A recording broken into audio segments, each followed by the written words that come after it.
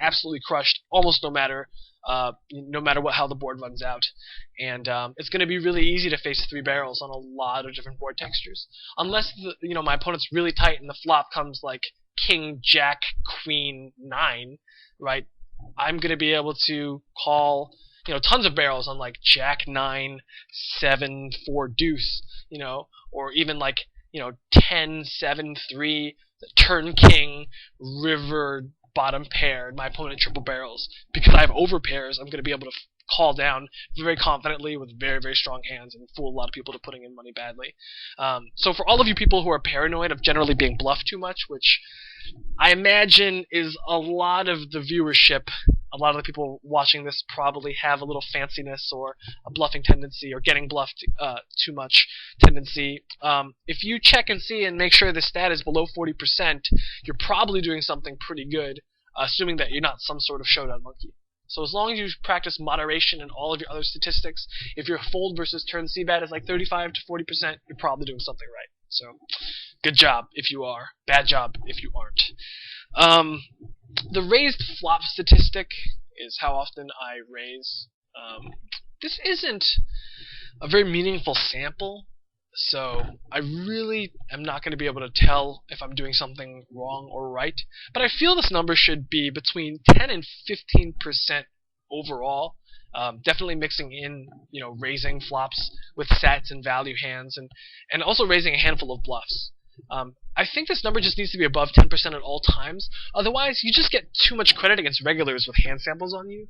So when you raise flops, a lot of regulars who have HUDs can just look at your stats and say, oh man, this guy never raises. Well, I'll just fold my top pair good kicker or over pair to a single raise, and that's that's an absolute disaster.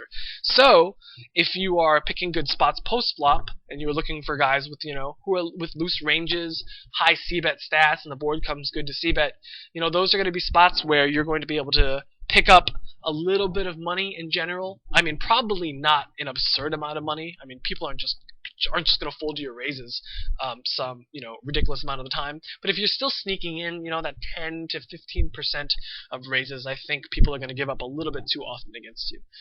Something that I really try to talk myself into is that when people fold a lot to flop raises, that means that when they do call your flop, either they're fed up with you and they're not going to fold, which is a bad reason to bluff, or they have really strong ranges, in which case they're not going to fold, and that's a great spot to give up bluffing. So against opponents who are generally pretty tight and are generally going to fold when you make moves on them, when they do continue, their range is so strong that you don't want to put in any more money. So, a 13-11 guy who plays extraordinarily straightforwardly post-flop, bets any flop, I raise him, and he calls, I'm done with the hand. Simply because my read is that he's straightforward, he always has, a set, over pair, top pair, don't want to try and bluff that, right? Unless I have a really good read on a guy, I don't want to ever raise the flop, bet the turn, shove the river, right? You need a pretty extraordinary read to be able to put in your stack there. The next stat over is my 3-bet fold stat, and it's pretty low for two reasons. I played pretty tight, so I have a smaller raise folding range pre-flop. If I'm playing 22-18, there's going to be a lot of hands that are going to poop themselves facing a 3-bet. But because I'm playing 13.5-11, I don't have a lot of those hands. I don't have a raise folding range with 6-7 offsuit, etc.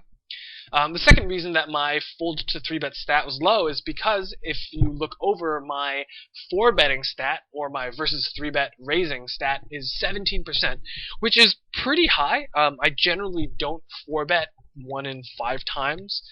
It's usually probably closer to like 12 or 13 or something in that ballpark, something that is a good mixture of bluffs and, these like quasi-value hands like 4-betting 6s with the intention of calling off, or it's generally going to be, hands like 9s plus that I'm just happy to get in pre-flop against aggressive, monkey-ish players. I do think that in a game where I don't really have reads on my opponents besides that they are aggressive post-flop, it's not a bad spot to just begin 4-betting simply because you don't have a dynamic with them, so that means they don't have a dynamic with you. And so that means they probably don't want to 5-bet bluff or just get it in very lightly against you. I like establishing the aggressive dynamic with 4-bets very early on in a limit, simply because I want to have a pretty good feel of how people are responding when I'm 4-betting them. There are definitely a lot of guys who just 5-bet shoved the first time I 4-bet, and there are a lot of guys who folded the first 3 times I 4-bet them. So I like developing that dynamic and getting people to begin thinking about spewing to you over future sessions. So that's a brief kind of stat rundown and things that I've been thinking about lately. Let's look at the hands, which is some of the interesting things. There's a lot of hands here, so I don't want to go through all of them. The first thing I do is I click on this $sign to bring up all the hands that I won or lost, and I just like to go through some of the big winners. After I do that, I like to look at like the medium-sized pots. I like to look at these kind of like smallish, like 15 big blind pots and below. And then I also like to look at like 3-bet pots where I gave up. So like I raised or I 3-bet something pre-flop and then just kind of like bet fold the flop. So let's see. Let's start with some of the high hands first. Actually, I have marked hands. Let's just look at those because those are going to be somewhat interesting.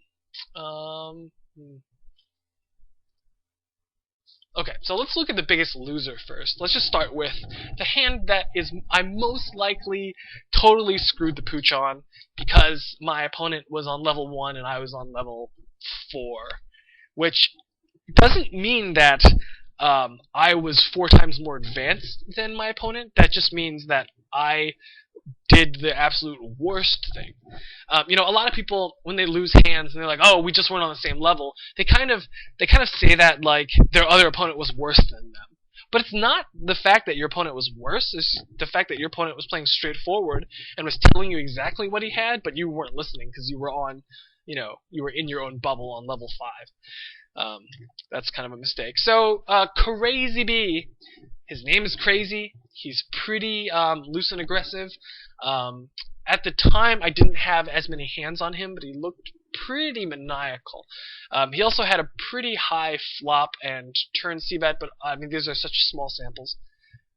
But he was a regular, so I thought that he would be susceptible to moves that regulars are susceptible to.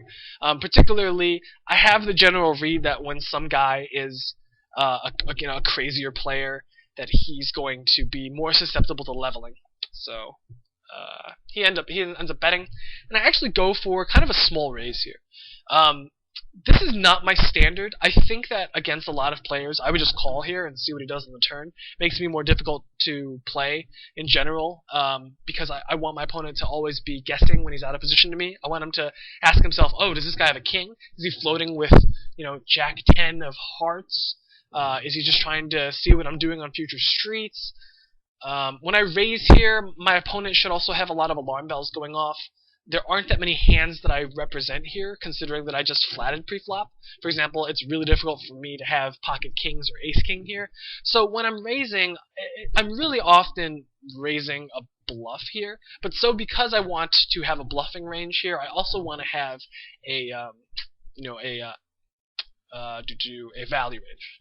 I am just getting so tongue-twisted today because I'm not drinking my green tea with peach, which I made earlier, and it's been steeped and delicious and full of Raps Flower Blossom Honey, which probably just means honey for yuppies who want to pay too much for normal products.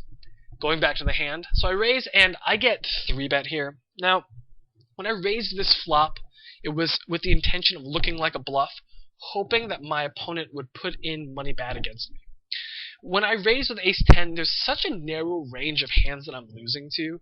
Obviously, ace king, kings. I guess you can't have pocket aces because I have an ace. Ace queen, ace jack.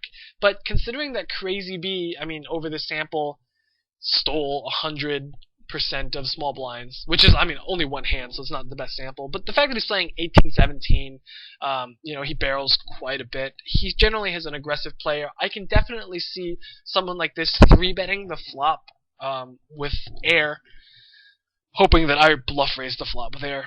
So I just call. I think calling is really not fantastic because it basically just reveals the strength of my hand as being an ace, right? I raised the flop and I called the 3-bet. I definitely can have some sort of float here, hoping that he just gives up the turn because he's giving me such a good price with his min raise to see if he gives up on the turn. But for the most part, I always look like I have a made hand here. I actually prefer clicking it back again and making it $75 and then intending to call off, because at least when I have a 4-betting range on this flop, I mean, I'm definitely going to have some kind of 4-bet bluffing range here, although I'm not very often getting into these kind of crazy leveling wars with guys I don't have too much information about, so shame on me for getting into the situation in the first place, because it's going to get disgusting in a second. But I definitely think that 4-betting here lets me represent bluffs sometimes when calling almost always looks like a made hand. So I don't know how skillful Crazy B is. He's probably a winning player at these limits. But I also don't know what level he is on, so I should not have made too many assumptions here. Here he just ends up overbet jamming the turn. I mean, the money was going to go in no matter what, so I end up calling here. And he actually shows me the hand that I don't expect. And he shows me actually Ace King, which seems strange because it just seems played very, very fast and super straightforwardly, which also can mean that it's very, very good because I would never put him on Ace King.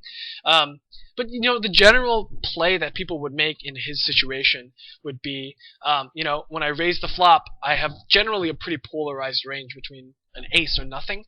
If I have an ace that I feel comfortable raising the flop with, you can just call with Ace King and then call a turn and then just check raise the river, right? And if I have a bluff, when he ends up 3-betting on the flop and then jamming the turn, I'm never going to call him with a bluff here. All that being said, he does get all my money when he has an ace.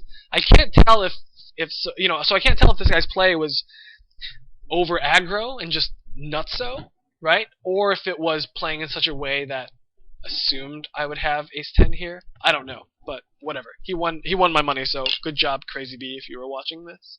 You're crazy.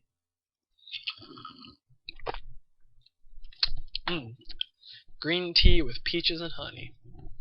I raise kings in early position, and I get called by the 36-14. So this guy seems to just be a general odd job. My plan here is to just triple barrel and then evaluate accordingly. So I bet he makes a small raise here.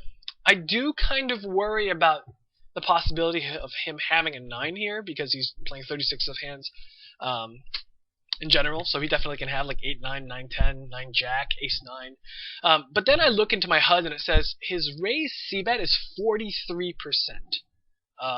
So that means he's generally just raising a lot of hands. There can be bluffs, they can be for thin value. It doesn't really matter exactly what he has. I have kings, so I'm just gonna, call to keep in his bluffs and just call down. This is pretty standard. I do risk giving off free cards and letting my opponent improve, which is exactly what happens because, as you guys can see, I do lose this hand. So he bets the turn. He bets it pretty small, so I call, and he bets pretty small on the river. I'm actually surprised he didn't just shove his stack in because he starts this hand with $47 and with $130 in the pot, but because he just keeps it the small price, I just call. So, kind of sucks, kind of let him get there, but I think I played the hand fine. I like to review a lot of the pots where I lose about like 30 big blinds, like a third of my stack. I feel like a lot of times people make mistakes when they're playing the 30 big blind stack, or against, like 30 big blind stacks and stuff. So, those are difficult pots to play. Shihei Kid is 2011, which is kind of a strange style to be playing. A little loose, a little passive. Limps in middle position or the hijack. So I generally think that Shihei has like some suited aces, smaller suited connectors, 4, 5, 6, 7, 8, 9, hands like ace jack. Because Shihei raises 11%, he probably doesn't have a lot of the premium hands like 10s or even 9s and above, maybe ace king, ace queen, ace jack. He's raising all of those. So generally think it's going to be kind of low cards.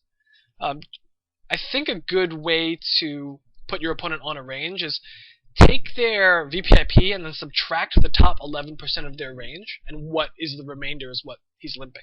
So he's probably raising the top 11% of his hands and limping the bottom 9%, but